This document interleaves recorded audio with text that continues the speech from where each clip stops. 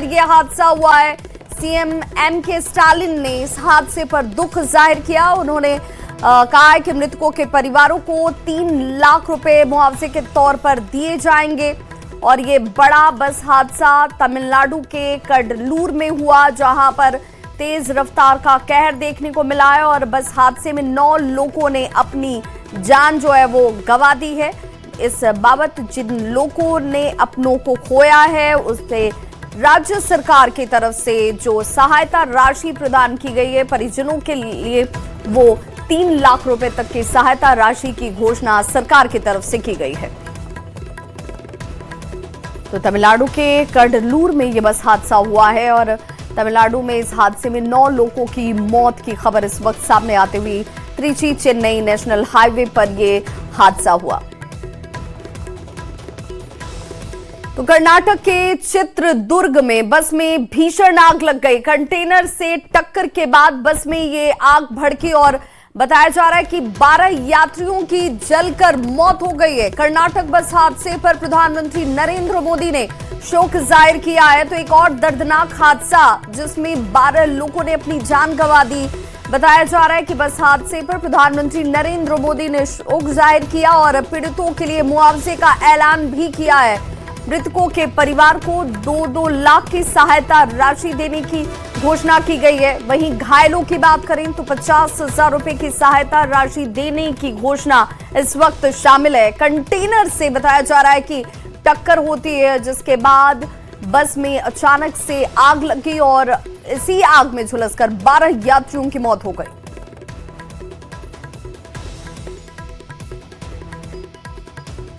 रुक करेंगे बिहार की बड़ी खबर की तरफ। तो सीतामढ़ी से बड़ी खबर आ रही है, जहां सीतामढ़ी के परिहार में भीषण आग का तांडव देखने को मिला। बराही गांव में बताया जा रहा है कि आग लगी और अलाव से आग लगने की वजह से कई घर इसकी जद में आए और जलकर खाक हो गए। काफी देर तक अफरा तफरी का माहौल देखने को मिला। तस्वीरें आपके सामने हैं और देखिए किस तरीके से एक एक करके इस आग ने आसपास के कई घरों को अपनी चपेट में ले लिया। आग के उठते इस गुबार को देखकर आप अंदाजा लगा सकते हैं नुकसान बड़ा हुआ और काफी देर तक अफरा तफरी देखने को मिली है। लाखों की संपत्ति जलकर खाक हो गई। दमकल की मदद से हालांकि आग पर कड़ी मशक्कत के बाद काबू पाया जा सका। पीछे हो जा पड़ेगा देव पे। और खबर समस्तीपुर से, जहां बीजेपी नेता हत्याकांड में एसपी ने खानपुर थाना अध्यक्ष रंजीत कुमार चौधरी को निलंबित कर दिया है। पुलिस ने इस हत्याकांड में एक्शन लेते हुए 2 आरोपी को गिरफ्तार भी किया है। साथ ही साथ खानपुर थाना अध्यक्ष के ऊपर गाज गिरी है, उन्हें सस्पेंड कर दिया गया है। बाकी की गिरफ्तारी के लिए इस वक्त छापेमारी की कार्रवाई चलती हुई। खानपुर में बुधवार की देर शाम बीजेपी के बूथ अध्यक्ष रूपक सहनी की अपराधियों ने गोली मारकर हत्या कर दी थी। यह भी कहा जा रहा है कि 3 से 4 की संख्या में अपराधी पहुंचे और अंधाधुंध फायरिंग उनकी तरफ से शुरू कर दी गई। जांच में जुटी पुलिस ने 6 से ज्यादा खोखा भी बरामद किया है घटनास्थल से। और इस मामले में थाना अध्यक्ष की लापरवाही सामने आने के बाद एसपी ने निलंबित कर दिया थाना अध्यक्ष को। और समस्तीपुर से ये बड़ी खबर, जहां पर बीजेपी नेता रूपक सहनी हत्या मामले में अब कार्रवाई की जद में थाना अध्यक्ष भी। वो आरोपी हैं, उनमें से 2 लोगों की गिरफ्तारी अभी सुनिश्चित की जा चुकी है और जो शेष लोग हैं उनके विरुद्ध भी हमारी 3 अलग अलग टीमें छापामारी कर रही हैं। हमको लगता है कि 1-2 घंटे में और सफलता मिलेगी। जो 2 लोग गिरफ्तार हुए हैं उनसे इस घटना के बारे में पूछताछ की जा रही है और बाकी रिकवरी वगैरह की कोशिश की जा रही है। यहाँ पर जो थाना अध्यक्ष हैं उनके बारे में यहाँ से लोगों से बात हुई है और उनका सस्पेंशन का ऑर्डर हम लोग इशू कर रहे हैं। बाकी और किन किन लोगों की संलिप्तता यहाँ पर रही है इस घटनाक्रम में, अभी जो हम लोगों का मुख्य फोकस है वो ये है कि जो आरोपी हैं वो क्षेत्र छोड़कर भागने ना पाए, उनकी गिरफ्तारी तत्काल सुनिश्चित की जाए। पटना पुलिस की तरफ से बड़ी कार्रवाई की गई है स्मैक और चरस माफिया के खिलाफ। ये बड़ी कार्रवाई जिसमें 1 करोड़ के स्मैक के साथ 6 माफिया को पुलिस ने गिरफ्तार कर लिया है। स्मैक माफिया के पास से 12 लाख रुपए कैश समेत भारी मात्रा में सोने और चांदी के जेवरात भी बरामद किए गए हैं। भारी मात्रा में अंग्रेजी शराब और देसी कट्टा जो है उनके जिंदा कारतूस भी इन लोगों के पास से बरामद हुए। मनेर थाना क्षेत्र में ये बड़ी कार्रवाई को अंजाम दिया गया। तो सूखे नशे का कारोबार करने वाले ये माफिया इस वक्त किस तरीके से अपना पांव पसार रहे हैं। हालांकि पुलिस की कार्रवाई भी लगातार देखने को मिल रही है और इसी दौरान ये कामयाबी हासिल हुई। मनेर थाना क्षेत्र के अंतर्गत जो दानापुर टू अनुमंडल क्षेत्र में आता है, बड़ी मात्रा में कैश बरामद किया गया है।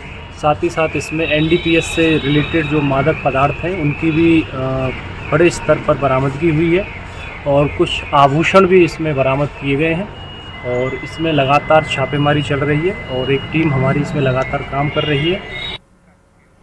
खबर पटना सिटी से, जहां चौक थाना पुलिस ने किला रोड में एक झोपड़ी में छापेमारी की और चोरी के 3 स्कूटी और एक बाइक को बरामद कर लिया गया।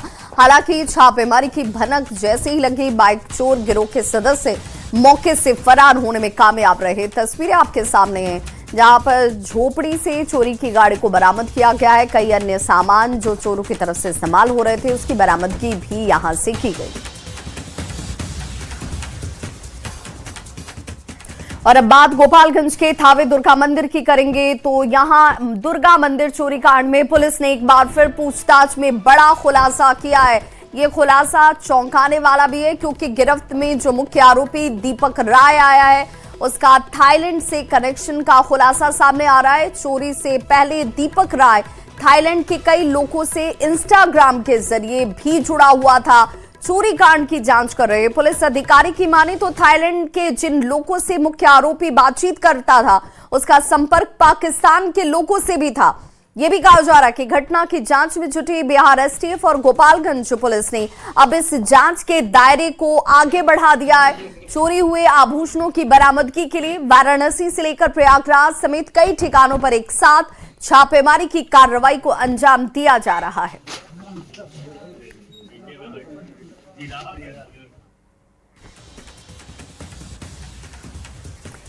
मोतिहारी के अलग अलग थाना क्षेत्रों में जब्त गाड़ियां यूं ही बर्बाद हो रही हैं। प्रत्येक थाने में लगभग 500 से लेकर 1000 गाड़ी है, लेकिन जगह की कमी और मेंटेनेंस का अभाव, इस वजह से गाड़ियां जो है कबाड़ में तब्दील हो रही हैं। अधिकारियों और कर्मचारियों की मनमानी के कारण गाड़ियों की नीलामी भी नहीं हो पाती है और यही वजह है कि देखिए ये गाड़ियां जो हैं अब वो किसी काम की नहीं रही, कबाड़ में तब्दील हो चुकी हैं। बिहार की सरकार ने अपराध पर लगाम लाने के लिए कई तरह की पॉलिसी बनाई है। इसी कड़ी में थानों में जब्त गाड़ियों के लिए सरकार ने पहले से ही पॉलिसी बनाई है कि जो थाने में जब्त गाड़ियां हैं उनकी स्क्रैपिंग करानी है और उसको नीलाम करना है। वैसी स्थिति में अधिकारियों और कर्मचारियों की कहीं न कहीं जो है जो ढील मूल नजरिया है उसका कारण है कि केवल एक नगर थाने की तस्वीर दिखा। नगर थाने में हजारों की संख्या में जो पुराने मोटरसाइकिल गाड़ियां हैं उनको जब्त किया गया है, लेकिन नीलामी में देरी होने से, गाड़ियों की स्क्रैपिंग नहीं होने से जो है ये जर्जर हालत में है। और वैसी स्थिति में केवल एक थाने की तस्वीर है। पूर्वी चंपारण के अगर सभी थानों की बात करें तो सभी थानों में लगभग 400 से 500 गाड़ियां जो है वो जब्त की हुई है। वैसी स्थिति में सरकार की पॉलिसी भी है कि जब्त जो पुरानी गाड़ियां हैं, जो विभिन्न कांडों में जो गाड़ियों को जब्त किया गया है, उन गाड़ियों की स्क्रैपिंग कराई जाए और खासतौर पर उनकी नीलामी की जाए समय पे, ताकि राजस्व का लाभ हो सके। लेकिन कहीं न कहीं अधिकारी और कर्मचारी की गड़बड़ी और जो ढील मूल रवैया है उसका नतीजा है कि ये गाड़ियां जो है वो यूं ही बर्बाद हो रही है। जगह रखने के अभाव के कारण ये खुले आसमान के नीचे ही है। तो वैसी स्थिति में गाड़ियां जो है वो जर्जर हो रही है और इससे कहीं न कहीं राजस्व का भी नुकसान जरूर हो रहा है। वैसी स्थिति में केवल पूर्वी चंपारण के अगर सभी थानों की बात करें, सभी थानों की अगर गाड़ियों की स्क्रैपिंग कराई जाए या उनकी नीलामी कराई जाए तो सरकार को काफी राजस्व का लाभ भी होगा। उनीश कुमार, न्यूज 18 मोतिहारी।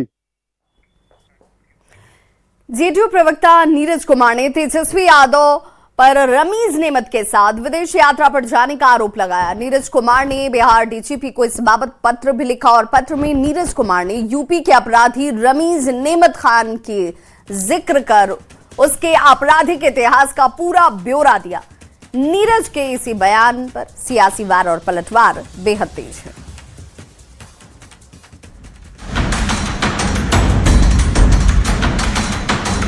तेजस्वी यादव के विदेश यात्रा पर एक बार फिर बिहार की सियासत गर्म है। वजह है 2 नाम, रमीज नेमत और देवा गुप्ता। जेडीयू के एमएलसी और प्रवक्ता नीरज कुमार ने आरोप लगाया है कि नेता प्रतिपक्ष तेजस्वी यादव रमीज नेमत के साथ विदेश गए हुए हैं। साथ में देवा गुप्ता भी हो सकते हैं और दोनों का आपराधिक रिकॉर्ड है। नीरज कुमार ने बिहार के डीजीपी को पत्र लिखकर ये जानकारी दी है। क्योंकि जब हिस्ट्री सीटर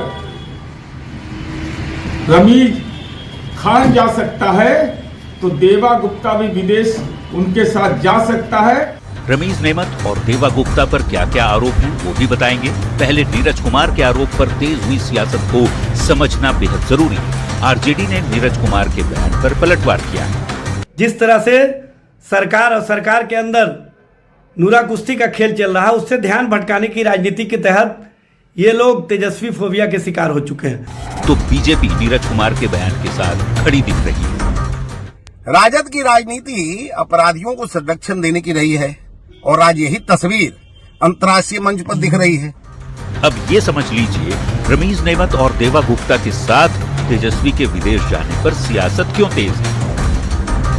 यूपी के रमीज नेमत पर हत्या सहित कई तरह के गंभीर आरोप हैं। रमीज नेमत के ऊपर एनएसए और गैंगस्टर एक्ट भी लग चुका है। फिलहाल जमानत पर बाहर हैं। बिहार में रमीज नेमत का नाम तब चर्चा में आया जब घर छोड़ते समय लालू प्रसाद की बेटी रोहिणी आचार्य ने संजय यादव के साथ रमीज नेमत का भी नाम लिया। वहीं देवा गुप्ता को लेकर दावा है कि देवा गुप्ता का नाम पूर्वी चंपारण पुलिस की 100 इनामी अपराधियों की लिस्ट में से एक है, जिस पर 1 लाख रुपए का इनाम घोषित है। उन पर हत्या, रंगदारी और जमीन कब्जाने जैसे कुल 28 संगीन मामले दर्ज हैं।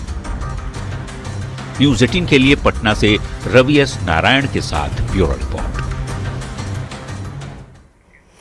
बुर्का और नकाब को लेकर एक बार फिर बड़ा विवाद खड़ा हो चुका है। यूपी राज्य महिला आयोग के अध्यक्ष हैं डॉक्टर बबीता चौहान। उन्होंने मुस्लिम महिलाओं के बुर्का पहनने पर बड़ा बयान दिया है। राज्य महिला आयोग के अध्यक्ष बबीता चौहान के इसी बयान पर घमासान छिड़ा है।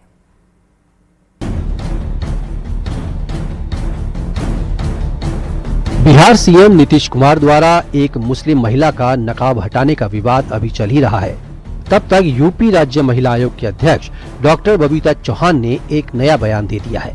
उन्होंने कहा कि मुस्लिम महिलाओं को बाहर से ज्यादा घर पर बुर्का पहनने की जरूरत है, क्योंकि वहाँ महिलाएं ज्यादा असुरक्षित हैं। नकाब पहनना है तो घर में ही रहें। कहीं ना कहीं मन में कुछ ना कुछ तो है गलत। तो मेरा मानना ये है कि ये सब बेकार की चीज है। तो आप क्योंकि ना यहाँ कोई खतरा है ना कुछ, और मैं तो बल्कि यही कहना चाहूंगी कि अगर इनको नकाब लगाने हैं और बुर्का ही पहनना है और इतने कब्जे में रहना, तो ये अपने घरों में रहें, क्योंकि घरों में ज्यादा अनसेफ है। मैं कहती हूँ बाहर फिर भी ज्यादा सब सेफ है। ये बयान ऐसे समय में आया जब हाल ही में नीतीश कुमार ने एक मुस्लिम महिला का नकाब खींच दिया था। बबीता चौहान ने उस घटना में नीतीश का समर्थन भी किया था कि पहचान बताना जरूरी है। उन्होंने सवाल उठाया कि आधार कार्ड, पासपोर्ट के लिए चेहरा दिखाते हैं तो आयोग की सुनवाई या अस्पताल में क्यों नहीं। हमने हाथ उठा दिया कि हाँ जी हमें मिलेंगे। तो मुझे भी कभी कभी ऐसा फिर इरिटेशन सा होता है। मैंने कहा कि हमसे क्या छिपा रही हैं। जब आप पासपोर्ट बनवाते हैं, जब आप पासपोर्ट बनाते हैं तब आप नकाब हटाते हैं। जब आपको आपको आईडी कार्ड चाहिए होता है तब बनाते हैं। वोटर कार्ड चाहिए होता है तब भी आप बनाते हैं। आपको आधार कार्ड चाहिए होता है तब भी। आयुष्मान कार्ड इतने सारे लिए हो तब भी आप उसके लिए चेहरा नहीं छुपाते हैं। तो अब आम लोगों में अगर हम जैसे लोगों के साथ भी अगर आप पर्दा कर रहे हैं तो आप हमसे क्या छिपा रहे हैं। यही नहीं, बबीता चौहान ने इससे पहले जिम, सैलून, टेलर शॉप्स में महिला स्टाफ अनिवार्य करने जैसे फैसले लिए, लेकिन बुर्के पर उनका ये बयान नया घमासान पैदा कर सकता है। Bureau report, news 18। बांग्लादेश में कट्टरपंथी बेलगाम हो चुके हैं। छात्र नेता उस्मान हादी की हत्या के विरोध की आड़ में बांग्लादेशी हिंदुओं को चुन चुन कर निशाना बनाया जा रहा है। बांग्लादेश के चटगांव जिले में कट्टरपंथियों ने कई हिंदू परिवारों को उनके घरों में बंद करके जिंदा जलाने की कोशिश की। तो भारत में बांग्लादेश में जारी हिंदुओं पर अत्याचार को लेकर सियासत तेज हो रही है।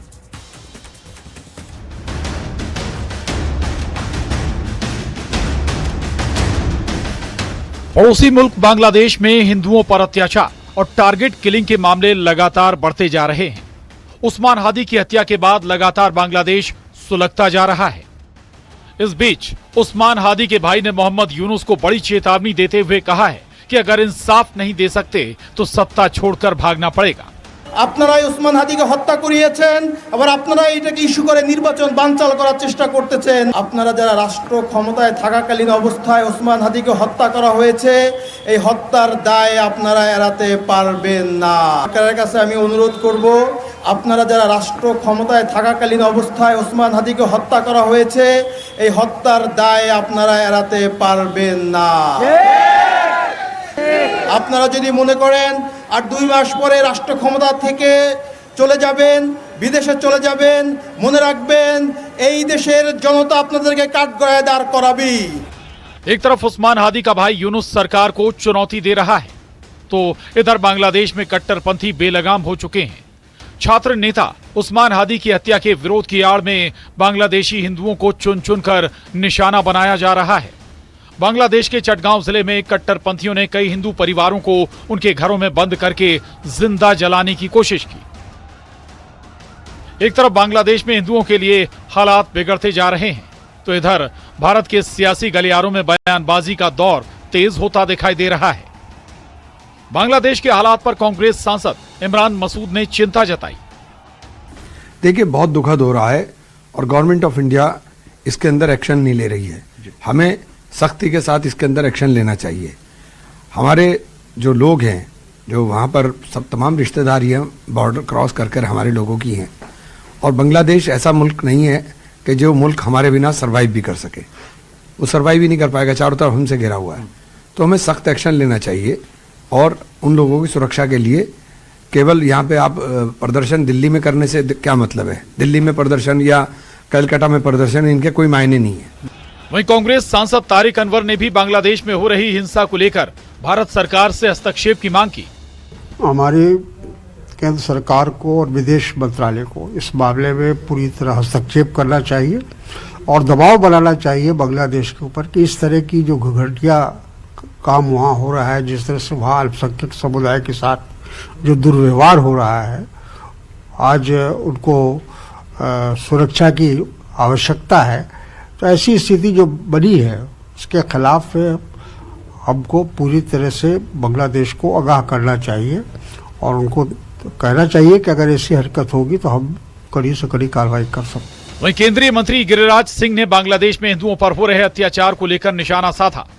गिरिराज सिंह ने कहा कि बांग्लादेश भी पाकिस्तान के रास्ते पर चला है। देखिए, दुर्भाग्यपूर्ण हुआ है और बांग्लादेश पाकिस्तान के रास्ते पर चला है। पूरा दुनिया हतप्रभ है और मैं समझता हूं ये बंगाल में भी कुछ लोग बांग्लादेश की कल्पना कर रहे हैं। ये संभव नहीं है और ममता बनर्जी शायद यही सोच। आज यानी उस समय हरेक तबके में असुरक्षा का वातावरण था। प्रदेश की छवि अराजकता की थी और स्थिरता की थी, और आज रूल ऑफ लॉ आज यूपी के अंदर है। कोई सांप्रदायिक दंगा नहीं है। दंगाई दंगा कैसे होता और दंगाई का उपचार कैसे होना है। हाँ, बांग्लादेश में हिंदुओं पर हो रहे अत्याचार के खिलाफ भारत में तेजी से आवाज उठनी शुरू हो गई है। तो इधर खबर यह भी है, बांग्लादेश में मीडिया की आजादी पर एक बार फिर गंभीर सवाल खड़े हो गए हैं। Private TV channel global TV Bangladesh को खुलेआम धमकी दी गई है। खुद को एंटी डिस्क्रिमिनेशन स्टूडेंट मूवमेंट से जुड़ा बताने वाले कुछ युवाओं ने चैनल के head of news Nazneen Munni को हटाने की मांग की। Bureau report, news 18। समस्तीपुर से सांसद शांभवी चौधरी ने भी बांग्लादेश में हिंदुओं पर हो रहे अत्याचार की तीखी निंदा की। शांभवी ने कहा कि अपने धर्म के लिए लोगों को आवाज उठानी चाहिए। हिंदुओं पे अत्याचार हो रहा है, ये बहुत दुर्भाग्य की बात है और हमको लगता है कि ये एक वेकअप कॉल सभी हिंदुओं के लिए है कि हमें एकजुट रहना है और अपने धर्म के लिए हम लोग को आवाज़ उठाते रहना है, क्योंकि अगर हम लोग अपने धर्म को नहीं प्रोटेक्ट करेंगे तो कौन करेगा। और इसी पे हमने एक फेसबुक ट्वीट भी किया था, फेसबुक के माध्यम से स्टेटस भी डाला था कि इस पे जल्द से जल्द एक आप कह सकते हैं कि हम लोग को एक प्लान आना चाहिए और हम लोग सबको सोचना चाहिए कि आगे चल क्या करें। और बड़ी खबर पटना से आ रही है, जहां आज नाव परिचालन पर रोक लगाई गई है। गंगा में आज नाव नहीं चलेगी। प्रशासन ने नाव पर रोक लगाया हुआ है और भीड़ को लेकर ये रोक लगाई गई है क्योंकि कोहरा बहुत ज्यादा है और इस वजह से हादसे हो सकते हैं और लिहाज से पर्यटकों की सुरक्षा सबसे जरूरी है और पर्यटकों के लिए सुरक्षा के मद्देनजर नाव परिचालन पर फिलहाल रोक लगा दी गई है। दियारा के लोग हालांकि अगर बात करें तो वो आवाजाही कर सकते हैं क्योंकि उनके लिए आवाजाही का ये एकमात्र साधन है। आज 25 दिसंबर है यानी क्रिसमस का दिन और क्रिसमस को देखते हुए जिला प्रशासन ने पटना में निजी नाव और बोट के परिचालन पर रोक लगा दी है। कारण ये है कि कोई हादसा ना हो, क्योंकि कई बार ऐसा देखा गया है कि या तो 1 जनवरी हो या फिर क्रिसमस, ऐसे में लोग छुट्टियां मनाने अधिक संख्या में नावों पर सवार होकर गंगा उस पार जाते हैं और ऐसे में दुर्घटनाएं होती है। इस पर रोक लगाने के लिए इस बार जिला प्रशासन की तरफ से आदेश जारी कर दिया गया है और निजी नाव और बोट के परिचालन पर पूरी तरीके से आज रोक लगा दी गई है। यानी आज गंगा में निजी नाव और बोट का परिचालन नहीं होगा। इसके साथ ही साथ सभी प्रमुख चौक चौराहे पर पुलिस बल और दंडाधिकार की तैनाती भी की गई है और इसके मद्देनजर पटना के डीएम डॉक्टर त्यागराजन ने यह आदेश जारी किया है।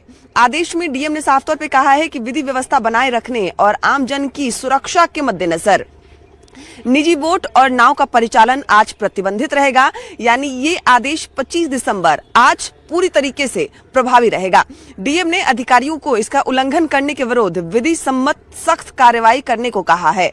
अनुमंडल पदाधिकारी और पुलिस पदाधिकारी को बाइकर गैंग के साथ भी सख्ती से निपटने और हर एक स्थिति पर नजर बनाए रखने की जो आदेश है वो दिए गए हैं। इसके अलावा कहीं भी कोई आपात स्थिति बनती है तो उसके लिए नंबर भी जारी किया गया है। आप 112 नंबर पर कॉल कर सकते हैं। इसके अलावा जिला प्रशासन की तरफ से नियंत्रण कक्ष का जो नंबर है 0612221910, इस पर कॉल करके आप जानकारी भी दे सकते हैं। हालांकि अभी आपको गंगा में 1-2 नाव नजर आ रहे होंगे। इसका कारण यह है कि जो दियारा क्षेत्र के लोग हैं वो हर दिन उधर से इस तरफ आते हैं। ऐसे में उनकी जो जीवन है वो इसी नाव पर टिकी हुई। एक तो फॉग है, चारों तरफ कोहरा नजर आ रहा है। ऐसे में अधिक भीड़ होने के कारण कोई दुर्घटना ना घटे, कोई नाव हादसा ना हो, इसके मद्देनजर जिला प्रशासन ने आज पूरी तरीके से नदियों में नाव और बोट के परिचालन पर रोक लगा दी है।